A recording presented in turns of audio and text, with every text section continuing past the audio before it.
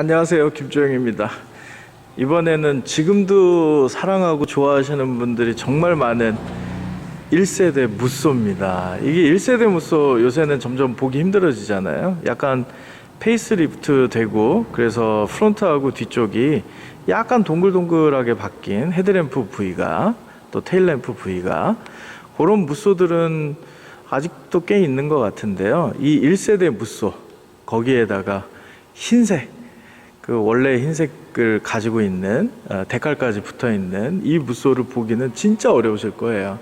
그 602EL이라는 2.9리터 디젤 엔진이죠. 그게 장착되어 있는데요. 이게 이제 가장 이 무쏘에서 레어한 차다 하는 거는 벤츠로부터 공급된 그 가솔린 엔진을 장착한 무쏘가 있습니다. 그게 가장 레어하긴 하지만 구하기가 조금 어려웠고요. 요거는 주행거리가 아마 7만 킬로든가 그 정도 되는 걸 거예요. 좀 이따 이제 계기판 확인은 하겠지만. 근데 외장에 여기저기 범퍼나 이런 데 긁힌 자국들 뭐 이런 거 조금 있기는 합니다. 여기도 그렇고요. 요쪽도 좀 있었던 것 같아요. 그렇네요. 여기도 조금 이제 한번 어디에 긁힌 그 흔적이 있죠. 아, 뒤쪽도 있네요. 요런 정도입니다. 요런 정도의 데미지를 제외하고는 사실은 원형의 상태가 극단적으로 잘 보존되어 있는 무쏘라고 보시면 돼요. 1세대 무쏘입니다. 이제 무쏘 같은 경우도 그 SUV의 초강자 쌍용 자동차가 90년대에 들어가면서 이제 다른 회사들이 SUV를 만들기 시작했잖아요. 현대 같은 경우는 갤로퍼를 만들고, 기아 자동차도 스포티지를 만들고, 이러니까 위기의식을 느끼면서 대변혁을 이루게 됩니다. 그래서 90년대 들어오기 전부터 사실은 준비는 했겠지만, 그 93년에 요 무쏘가 발표되면서 또 비슷한 시기에 코란도도 완전히 리뉴얼해서 도심형 승용차 비슷한 형태로 좀 바뀌게 되잖아요. 이때 저도 깜짝 놀랐습니다. 어떻게 SUV가, 우리나라에서 디자인한 SUV가 이렇게 예쁘게 나올 수가 있는지. 이거 거의 뭐 SUV라는 요 장르, 찝차처럼 보이는 요 장르의 고정관념, 뭐 개념, 이걸 디자인 개념, 이런 거를 완전히 혁신적으로 타파한 차량 아닌가 이런 생각이 듭니다. 왜냐하면 요 본넷에서 나와서 헤드램프로 흐르는 라인이라든가, 그러면서도 요 헤드램프가 왼쪽에서 오른쪽까지 직선으로 쫙 뻗습니다. 그리고 저 삼각형 형태로 생긴 그 프론트의 시그널 램프 디자인이라든가, 그리고 육중하면서도 날렵한 느낌을 주는 프론트 범퍼라든가, 이런 디자인이 나올 수가 없죠. 리어 쪽도 마찬가지입니다. 이게 80년대의 트레디셔널한 그 사각형 형태의 컨비네이션 램프 개념을 가지고는 있는데요. 그러면서도 엄청 세련됐습니다. 이 차랑 너무 잘 어울리는 그런 디자인이거든요. 이런 것들을 우리나라 자동차 메이커가 해냈다. 물론 이제 디자인은 당시에 영국의 어떤 디자이너가 해줬다는 얘기가 있어요. 그렇지만 이런 라인을 만들어냈다. 그리고 저 이제 캐릭터 라인이라든가 그 벨트 라인 보시면은 저 위쪽으로 유리창 있는 프론트 쪽에서 위쪽으로 살짝 올라서 뒤쪽으로 흐르잖아요. 여기 이렇게 와서 이렇게 튀어서 흐릅니다. 이런 라인들은 정말 환상적입니다. 프론트 쪽 그 사이드에서 프론트에 걸치는 뷰를 넓게 하면서도 자동차가 가지고 있는 역동성이라든가 이런 것들 너무 잘 만들어내죠.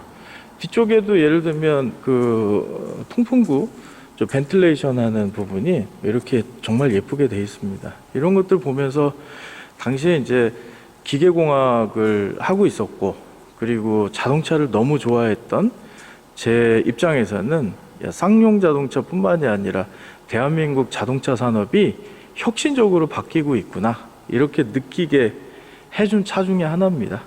근데 이제 점점 시간이 지나면서 1세대 무쏘를 구하기가 어려웠었는데, 제가 2년 전쯤인가 어디에서 요 무쏘하고요, 그리고 스포티지 디젤 하나하고 동시에 컬렉션을 하셨다가 양도하시는 분이 계셔서, 당시에 용인이었던가 수지였던가 뭐 그쪽에 가서 두 대를 한꺼번에 구입했던 기억이 있어요. 그분한테도 혹시라도 이 방송 보시게 되면 정말 감사하다고 전해드리고 싶습니다. 늘 말씀드리지만 외장 복원은 천천히 해도 됩니다. 저같이 이제 컬렉션 하는 사람, 차를 예를 들면 2대, 3대 요 정도 가지고 번갈아서 타고 다니시고 이러시는 분들은 외형 복원을 아주 중요하게 생각하시겠지만, 저처럼 차를 뭐 몇십 대, 100대 이렇게 가지고 있는 사람 같은 경우는, 그리고 이제 목적이 역사를 보존한다 라는 그런 생각을 가지고 있는 사람한테는 외장 복원은 천천히 해도 되는 거예요. 이제 상황에 맞춰서 이걸 만약에 박물관에 전시한다라고 할 때 그 시점에 복원을 해도 되는 거고 하니까요. 그리고 이거는 이제 외장 복원할 때 제가 한 가지 딜레마가 있습니다. 이게 여기 붙어 있는 이 데칼 있잖아요.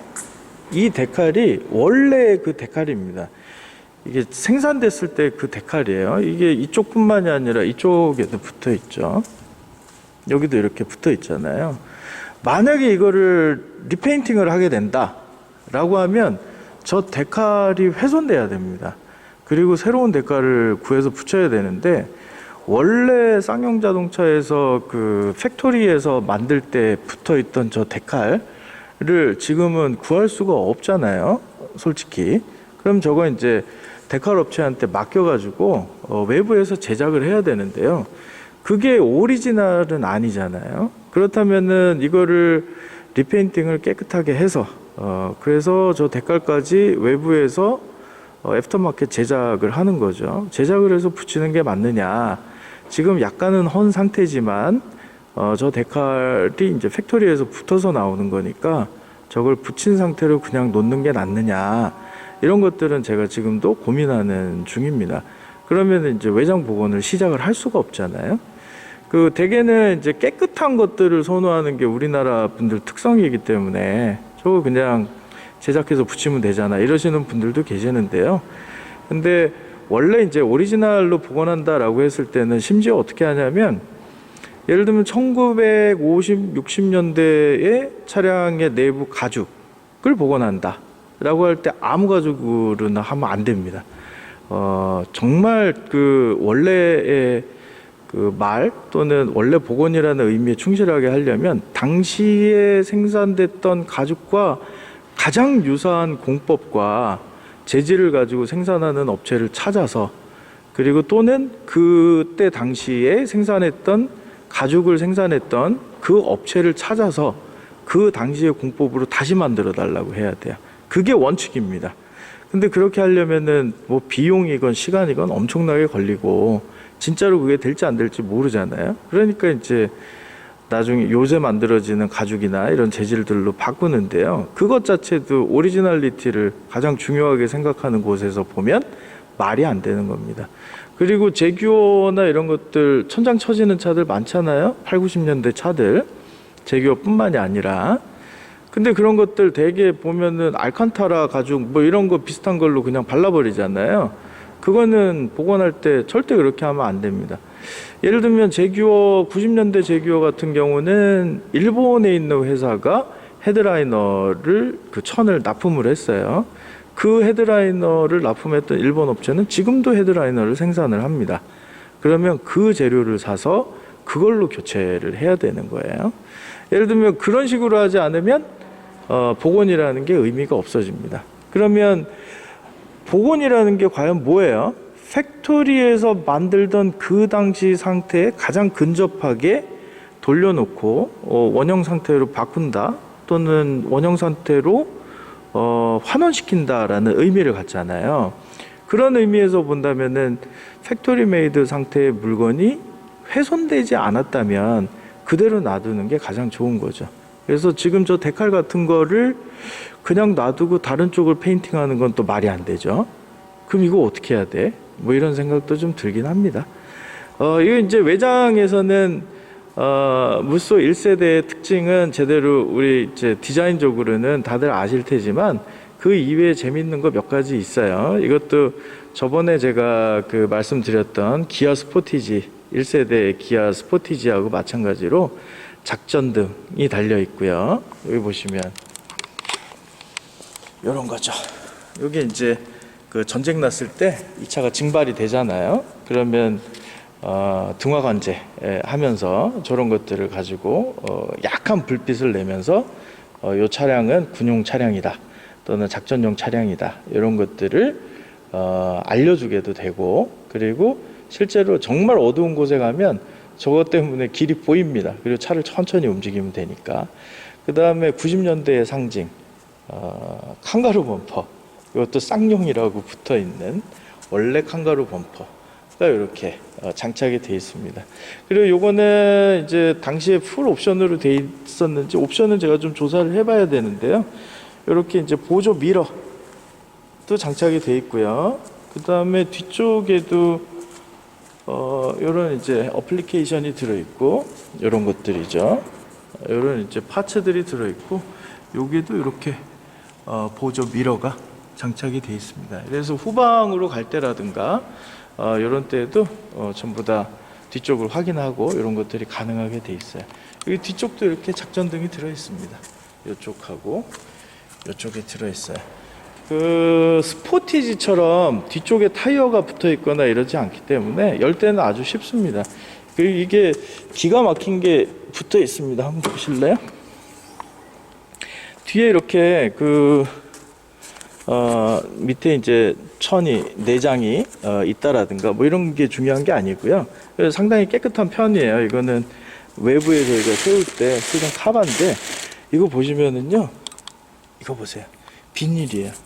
당시에 생산되던 당시에 쌓여 있었던 보호 필름이 아직까지도 일부가 남아 있습니다. 이런 거는 차를 구입할 때 정말 기분 좋은 일이죠. 어떤 사람들은 보면 선바이저에 들어있는 그 비닐이나 이런 것들을 훼손시키지 않는 분들도 있는데요. 그런 차들 나중에 우연하게 구입하고 주행거리까지 짧으면 아주 미칠 정도로 좋습니다.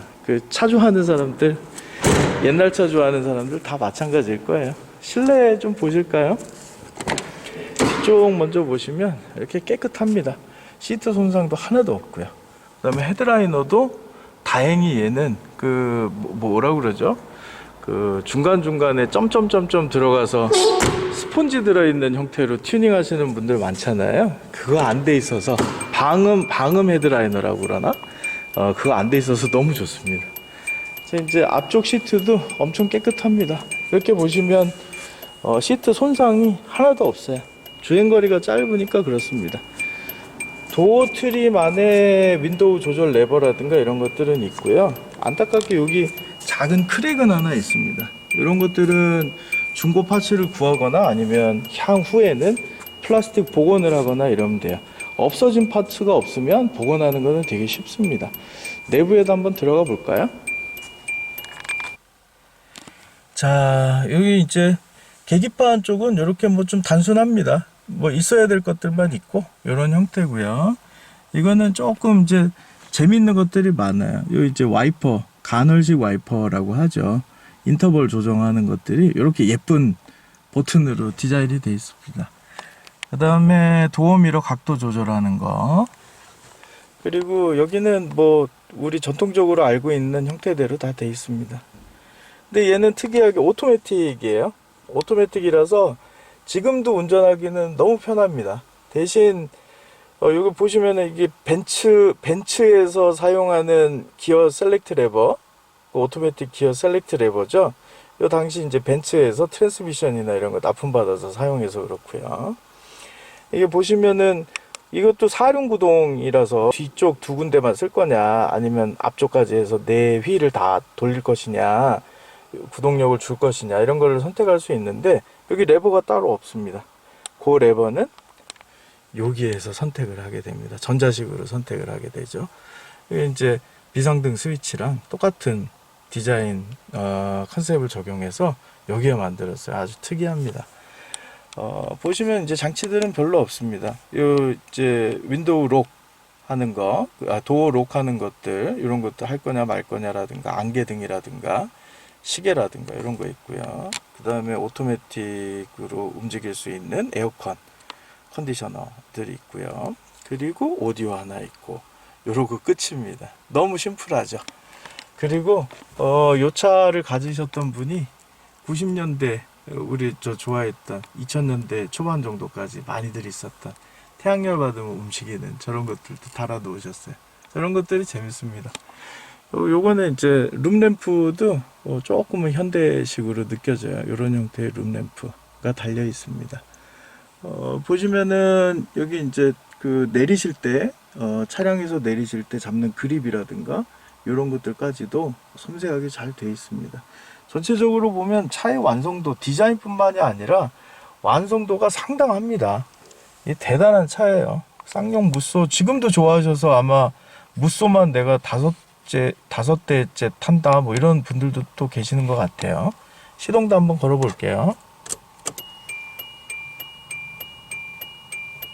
이것도 예열 스위치가 꺼졌고요. 자, 대략 이렇게 시동이 걸립니다. 엑셀을 밟으면 조금 이제 디젤음이 올라오고요. 그렇지 않으면은 디젤은 상당히 조용한 편입니다. 여기 보시면 주행거리가 76,800km, 76,636km 이 정도 되네요. 상당히 적죠. 이런 차량 구하기 힘듭니다. 엔진룸 보실게요. 여기 이제 쌍용 무쏘 2.9 디젤 엔진을 탑재한 엔진룸이에요. 이렇게 엔진만 보이는 게 아니라 저 같은 경우는 벤츠하고 똑같이 공용으로 사용되는 ABS 모듈이나 이런 것들도 보이는데요. 제가 뭐 이런 부품들을 너무 잘 아는 거는 아니지만 이런 것들 보면은 벤츠에서 받은 게 맞기는 맞구나 뭐 이런 생각도 듭니다. 그리고 이것도 역시 마찬가지로 90년대 다른 차들처럼 엔진 카바나 이런 것들은 없고 굉장히 심플하게 구성되어 있습니다. 이런 차들 오랫동안 우리나라에 남을 수 있도록 그렇게 되면 좋겠죠. 이 상태 상당히 좋은 차고요. 그리고 90년대 차량으로서 이 정도 되는 차량 우리나라에서 좀 보기 어렵지 않느냐, 뭐 주행거리도 이렇게 짧은 쌍용 무쏘 1세대는 그런 생각도 듭니다. 여러분들도 한국 차들, 우리나라 차들 많이 사랑해 주시고요. 지금까지 김주영이었습니다. 구독, 좋아요 감사합니다.